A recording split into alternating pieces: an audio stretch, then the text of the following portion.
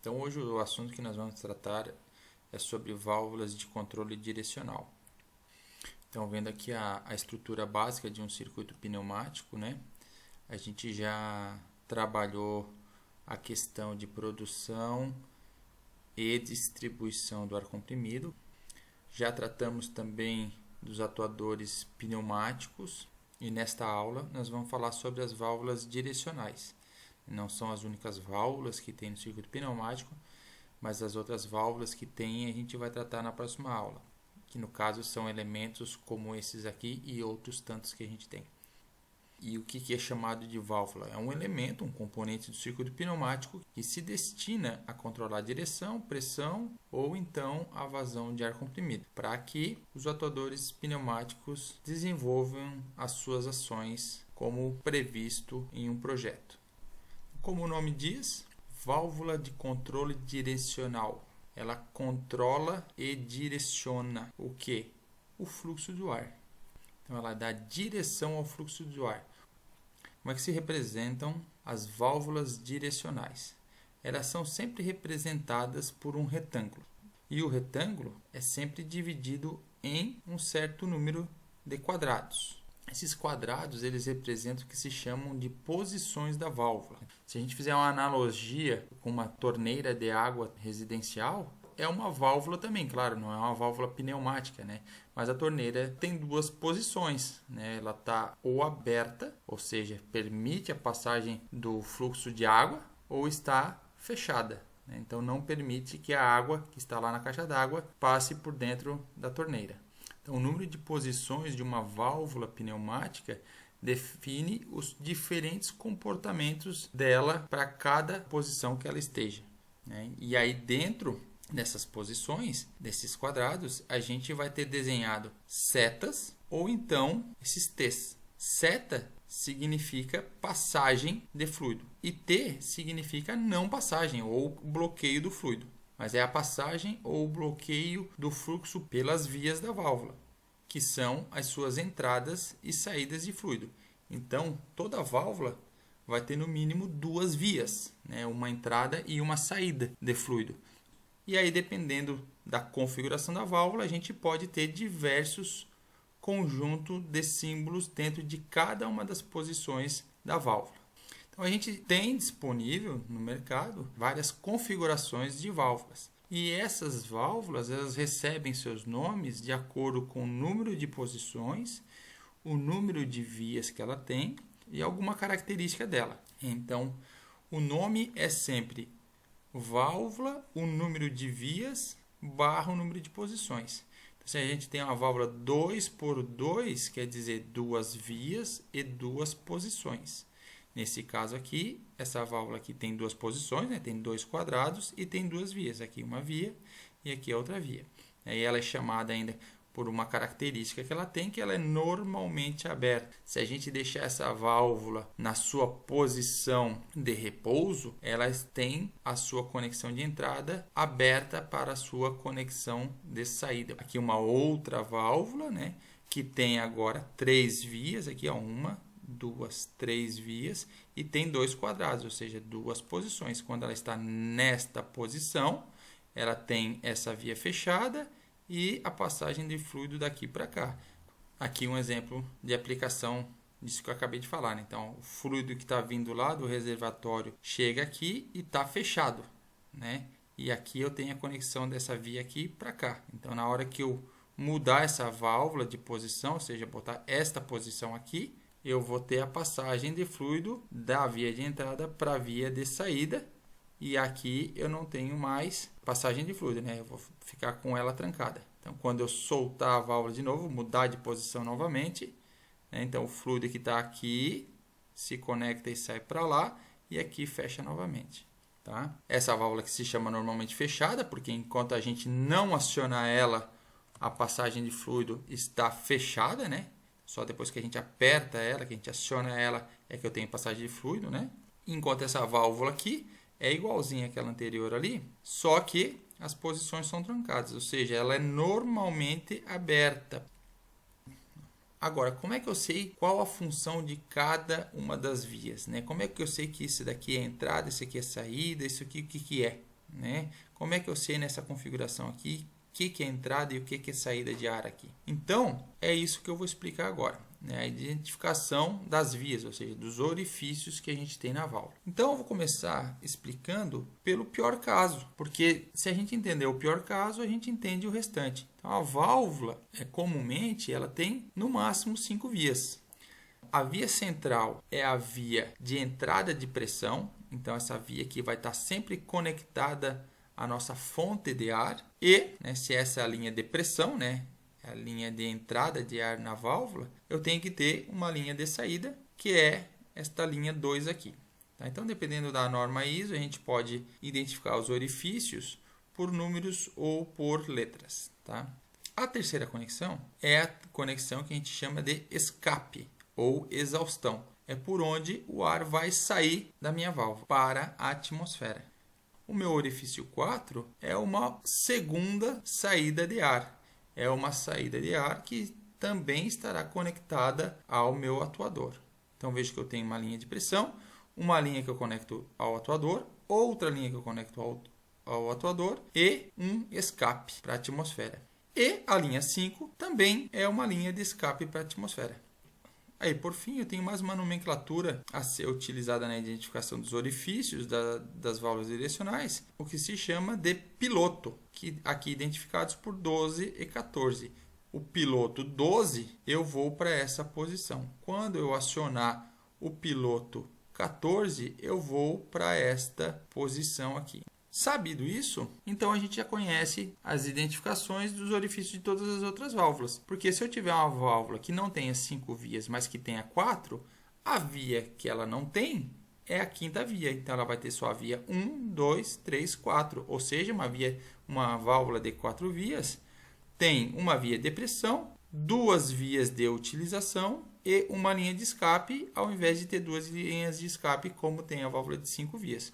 Se eu tenho uma válvula de 3 vias, né, eu tenho só a via 1, 2 e 3. Eu não tenho a 4 e a 5. Ou seja, uma válvula de 3 vias tem a linha de pressão, uma linha de saída apenas e apenas um escape. Se eu tenho uma válvula de 2 vias, né, eu tenho só uma linha de pressão e uma linha de saída.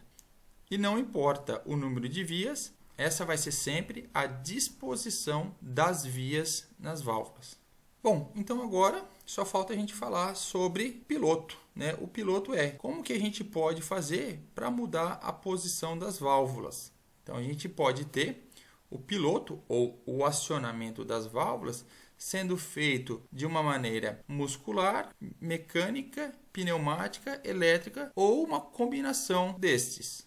Para cada tipo de acionamento, a gente vai ter um símbolo que a gente vai utilizar. Então, veja que sempre à esquerda e à direita do símbolo da válvula, a gente vai ter símbolos que vão demonstrar como que a válvula vai para uma posição ou para outra posição.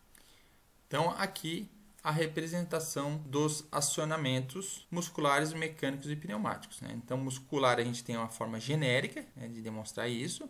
Ou então a gente pode ser mais específico e dizer que a gente está acionando por um botão, por uma alavanca ou por um pedal. Mecanicamente a gente pode demonstrar que o acionamento é feito por um came, né, por um pino, por um rolete escamoteável, que se chama gatilho, ou então por uma mola. E pneumaticamente a gente pode ter o que a gente chama de um acionamento de piloto positivo ou piloto negativo, que é a retirada de ar. Então, depois isso pode ser olhado com mais calma, lendo-se o material, mas eu quero demonstrar aqui, eu vou só fazer uma breve explicação disso, que o símbolo não representa como uma determinada válvula ela é construída, ele representa como que ela funciona. Então aqui, por exemplo, esse símbolo aqui representa essa válvula aqui. Mas vejam que esta linha sempre vai ser a linha de pressão, esta a linha de saída e esta a linha de escape. Mas esta válvula aqui, ela é construída como está sendo mostrado aqui. Então, o que acontece? Eu tenho uma linha de pressão à direita, uma linha de escape à esquerda e a linha de utilização lá. Por que eu estou querendo dizer isso? Porque quando eu pegar uma válvula como esta, eu vou ter que estar ciente que essa conexão aqui é esta daqui, que é a conexão de escape. E vai estar escrito ali que essa é a conexão de escape. Essa conexão aqui é a conexão de pressão. e lá do outro lado, quem não está vendo, é a conexão de utilização. Isso tudo vai estar sempre representado na válvula, né? Mas a simbologia que vai vir aqui na frente dela é essa daqui. Ou seja, essa válvula aqui ela é acionada por um botão, ela tem 3 vias, ela retorna por mola, mas não quer dizer que as entradas e saídas da válvula vão estar exatamente no mesmo lugar como descrito pelo seu símbolo, tá? Aqui um outro exemplo do que eu estou querendo dizer. Então, construtivamente, esta válvula aqui, ó, tem todas as suas vias tudo do mesmo lado, mas o seu símbolo vai ser igual ao símbolo de qualquer válvula, não importa como é feito construtivamente, que tenha 3 vias e 3 posições, é acionada por uma alavanca e é centrada por molas. Então, dentro dos acionamentos mecânicos, eu tenho pino, rolete e rolete escamoteável, onde aqui eu tenho, por exemplo, uma outra forma construtiva de válvula que o acionamento é por um pino. Essa outra forma construtiva aqui, a válvula é acionada por um rolete, então por isso que o símbolo à esquerda tem um rolete. O acionamento pneumático, a simbologia geral é uma linha tracejada, e mais especificamente a gente pode usar ou que o piloto é positivo ou negativo. Então, aqui, a simbologia de uma válvula 3 por 2 vias, onde o piloto é feito pneumaticamente e o retorno para essa posição é feito por mola. E a gente ainda tem os acionamentos elétricos das válvulas. A simbologia do acionamento elétrico é um retângulo com um traço inclinado em 45 graus para lembrar uma bobina, que no caso da válvula se chama solenoide. Então, a gente tem acionamento por uma bobina só, ou a gente pode ter também acionamento com 2 bobinas. No caso dessa representação aqui, a gente faz ir para essa posição, quando a gente aciona uma bobina, e ela vai para essa posição aqui quando não tem acionamento da bobina, ou seja, faz o retorno por mola da válvula. E por fim, a gente ainda tem o que a gente chama de acionamento combinado, ou seja, a gente pode ter uma combinação de acionamentos. Então, quando os símbolos estão em paralelo, a gente tem um acionamento combinado de uma maneira ou outra de acionar uma válvula. Ou seja, se a gente tiver esse símbolo aqui no lado da válvula, quer dizer que a gente pode acioná-la ou fazer ir para uma determinada posição, ou apertando-se um botão, ou acionando-se ela eletricamente por uma solenoide. E quando eu tenho os símbolos em sequência, quer dizer que o acionamento da válvula ocorre por sucessivos estágios, ou seja, numa determinada sequência. No caso aqui, eu ligo uma solenoide e essa solenoide vai abrir um canal dentro da minha válvula que vai fazer com que o acionamento seja pneumático. Então, aqui um exemplo do que eu estou falando.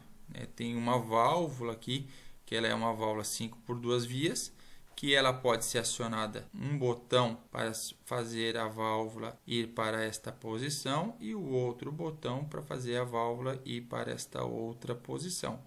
E do outro lado eu tenho acionamento por solenoide para fazer ir para essa posição ou por solenoide para ir para essa posição.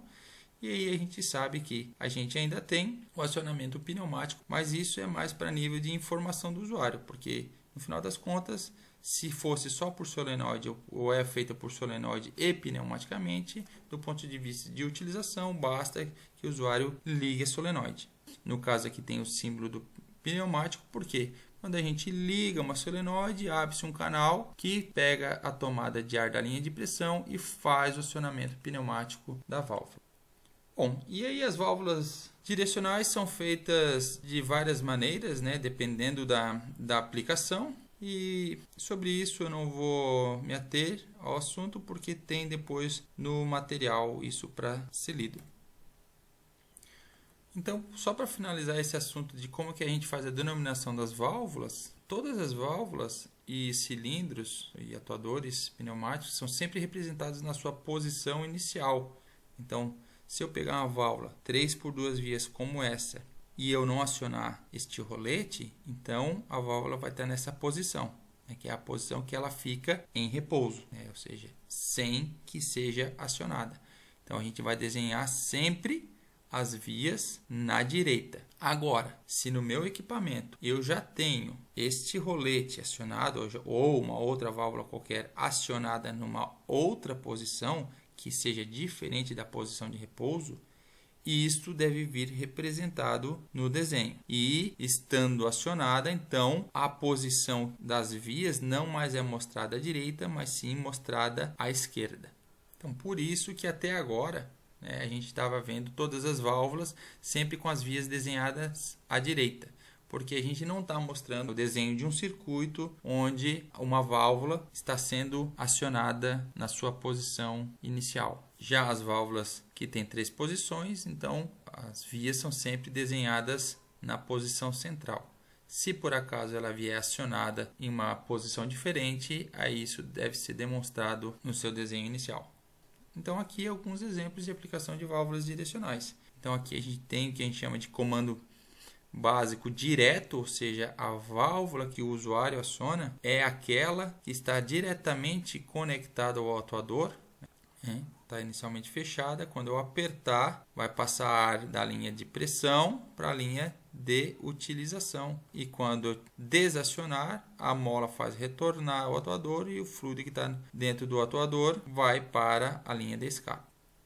Esse outro circuito aqui faz a mesma coisa que o primeiro, porém a gente chama ele de comando básico indireto, porque a válvula que é acionada pelo usuário não é aquela que está conectada ao atuador. Então o que vai acontecer nesse circuito? Inicialmente eu tenho as linhas de pressão dessas válvulas fechadas. Quando eu acionar essa válvula, eu vou comutar essa válvula aqui pneumaticamente a fazer com que o atuador atue. Quando eu tirar a mão desse botão, essa válvula retorna, então o ar que estava aqui vai para escape, essa válvula também retorna e o ar que está aqui dentro do atuador vai voltar para a atmosfera.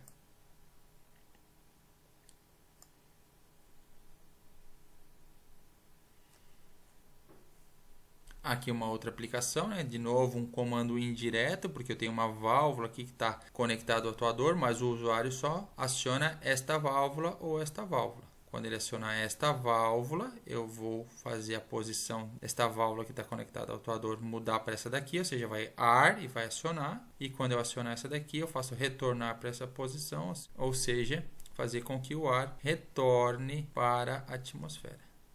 Apertando aqui, acionei a válvula, essa válvula aqui que fez o atuador avançar.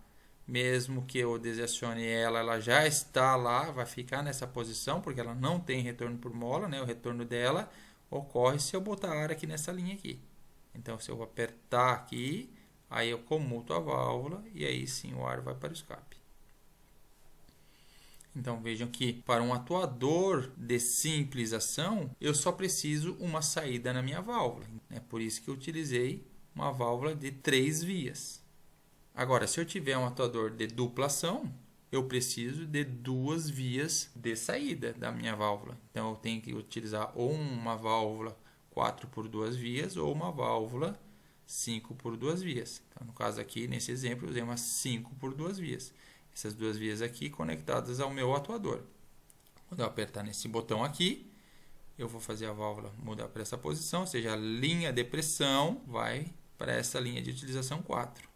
E quando eu aperto aqui, eu volto para essa posição e a linha de pressão vai para o orifício, para a via número 2 e faz o atuador retornar. Quando eu tenho acionado o ar aqui, o ar entra pela via 4 e sai pelo escape 5. Quando eu tenho na outra posição, o ar sai pela linha 2 para a linha de escape 3.